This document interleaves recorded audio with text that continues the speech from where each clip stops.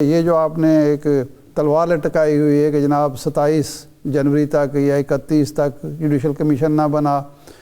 تو پھر تو ہم مذاکرات کے اگلے دور میں جائیں گی نہیں، کیا یہ فلیکسیبلٹی نہیں دکھانی چاہیے؟ جہاں اتنے دن ضائع ہو گئے، 2-4 دن آگے پیچھے بھی ہو جاتے ہیں، تو اس میں اتنا ناراض ہونے کی یا مذاکرات کو معطل کرنے کی کیا جواز ہے؟ ڈاکٹر صاحب بسم اللہ الرحمن الرحیم۔ تقریباً بڑی تفصیل سے جو موقف میں کرنا چاہ رہا تھا انہی لائنز کے اوپر آلموسٹ ارشاد عارف صاحب نے حالات حاضرہ پہ گفتگو کی ہے۔ جہاں تک آپ نے فرمایا کہ حکومت اپوزیشن نے تھوڑی سی جلد بازی میں یہ کہا ہے کہ اگر کمیشن نہ بنا تو پھر اگلا دور چوتھا نہیں ہوگا، بالکل ایسا نہیں ہے۔ ہم نے کم و بیش آج سے 15 دن پہلے بتا دیا تھا کہ 31 تاریخ کو، اور شاید 20 دن پہلے 31 تاریخ ہماری ایک ڈیڈ لائن ہے، اس وقت تک ہمارے مطالبات اور بالخصوص کمیشن بن جانا چاہیے۔ اب کمیشن بنانے میں اگر حکومت کی نیت صاف ہے اور اگر کچھ دال میں کالا نہیں ہے تو جیسے آپ نے خود کہا کہ پھر کون سا مسئلہ ہے کہ کمیشن کیوں نہیں بناتے؟ حالانکہ یہ بھی آپ جانتے ہیں کہ جو عدالتیں ہیں، جو ججز ہیں، جس طرح سے ان کو کنٹرول کیا جا رہا ہے، 26ویں ترمیم اس کی ایک واضح مثال ہے۔ سپریم کورٹ کی بھی جو اصل ایک شکل تھی ایک عدالت عظمیٰ کی، اس کو بھی ختم کر دیا گیا ہے۔ اور جو آئینی بینچز میں جس طرح سے منصور علی شاہ صاحب کے بھی آپ آبزرویشن کی بات کر رہے تھے، جو رجسٹرار والا معاملہ ہوا، یہ بھی آگے ایک لمبی بحث ہوگی کہ اس کمیشن کی رپورٹ اور کمیشن کا جج کون ہوگا۔ لیکن جب بھی کوئی بڑے ملک میں سانحات ہوئے ہیں یا کوئی واقعات ہوئے ہیں تو ایک حل یہی ہوا کہ جی ایک جوڈیشل کمیشن بنایا جائے اور ایک سینئر ترین جو جج ہے سپریم کورٹ کا، اس کی سربراہی میں۔ حالانکہ ہمارے لیے یہ ڈبل ایج بھی ہو سکتا ہے اور ہمارے لیے ون ون پوزیشن بھی ایک طرح سے ہے۔ تو اب آج کی میٹنگ کے بعد ابھی آپ نے ایک بات کہی کہ حکومت پی ٹی آئی بار بار یہ نہیں کہہ رہی کہ ہماری ملاقات کرائی جائے، بالکل ایسا نہیں ہے۔ میں کیونکہ پارٹی کا چیف وپ بھی ہوں اور میرا ایک لائزون اور کوارڈینیشن کا کام بھی ہے حکومت کی کمیٹی کے ساتھ اور اسپیکر آفس کے ساتھ، تو میں تقریباً روزانہ ہی اسپیکر صاحب کو یاد کروا رہا ہوں کہ آپ ہمیں فیسلیٹیٹ کریں، جیسا کہ آپ نے ماضی میں پہلے کیا ہے۔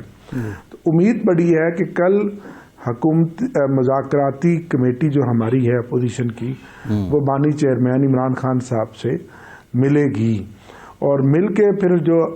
فریش ان حالات کے نظر میں لیٹسٹ جو ہے وہ اپنی ڈائریکشن ان سے لے گی کہ اب ہم نے چوتھی بیٹھک کرنی ہے یا نہیں کرنی۔ کیونکہ ہم چاہتے ہیں کہ اگر گورنمنٹ کمیشن بنا دے تو پھر اور بڑے مسائل ہیں جو ہماری ڈیمانڈز ہیں، جو ابھی ان 2 ڈیمانڈز کے ساتھ ہیں۔ اس میں ہمارا مینڈیٹ جو چوری ہوا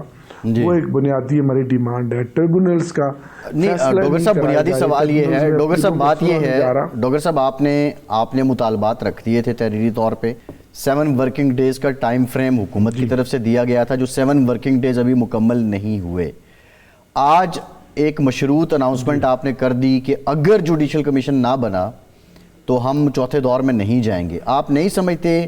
کہ یہ آپ نے کوئی جلد بازی کر لی ہے؟ اور اگر حکومت آپ کو بھی حکومت کا جواب تو آنے دیتے، یا آپ کے پاس خبر آ گئی کہ حکومت جوڈیشل کمیشن نہیں بنا رہی؟ نہیں حضور، ہم نے تو اپنا موقف آج دہرایا۔ یہ بات تو ہم نے 15 دن پہلے بھی کر دی تھی اور 20 دن پہلے بھی کر دی تھی کہ 31 تاریخ ایک ڈیڈ لائن ہے۔ اب کمیشن کی جو میٹنگز ہیں، یہ تو تیسری میٹنگ ہے، یہ 4 دن پہلے بھی ہو سکتی تھی اور آج چوتھی میٹنگ بھی ہو سکتی تھی۔ میں ذاتی طور پہ سمجھتا ہوں کہ حکومت بھی اس معاملے کو، حکومت کی مذاکراتی کمیٹی بھی اس معاملے کو تھوڑا سا طول دے رہی ہے۔ وہ بھی طول دے رہی ہیں، اور جس کو کہتے ہیں نا کہ حساب کی جنگ ہے، اور دیکھا جا رہا ہے کہ ہم کہاں تک اپنے اس معاملے کو، اس کے اوپر جو ہے وہ سٹینڈ کرتے ہیں اور کہاں تک ہم نے آگے چلنا ہے۔ بہرکیف ہم تو ملک اور قوم کے وسیع تر مفاد کے لیے اور رول آف لا کے لیے، اور پھر یہ کہا جاتا تھا کہ جی پی ٹی آئی تو کہیں بیٹھتی نہیں ہے، یہ تو بیٹھنا نہیں چاہتی، یہ تو آئسولیشن میں چلے گئے ہیں، یہ تو بات ہی نہیں کرتے۔ اب جب ہم بات کرنے کے لیے ٹیبل پر بیٹھ گئے ہیں، اور اچھی بات ہے کہ وہاں سے جو حکومت کی 8 رکنی کمیٹی ہے، اس میں حکومت نے اپنے تمام اتحادیوں کو شامل کیا، اور ان میں سے کچھ اتحادی ایسے بھی ہیں جو ماضی کی ہماری حکومت کے اتحادی بھی تھے۔ تو یہ ایک اچھا ایک عمل تو شروع ہوا ہے بطور سیاسی ماحول میں۔ اگر جہاں پولرائزیشن ہے اور افراتفری اور انارکی ہے، وہاں یہ عمل تو بہت اچھا ہے، اور یہی ایک بڑا فورم ہے، اور پارلیمنٹ ہی ایک ایسی جگہ ہے جہاں سے ہم بہت بڑے بڑے جو مسائل ہیں، جو 75 سالوں کے مسائل ہیں، جو معاشی پالیسی بھی ہم بنا سکتے ہیں، ایک چارٹر آف ڈیموکریسی جس کو کہتے ہیں، اور آنے والے دنوں میں آئندہ ایک صاف شفاف الیکشن کی طرف بھی اس ملک کو لے کے جا سکتے ہیں، وہ جب بھی ہو۔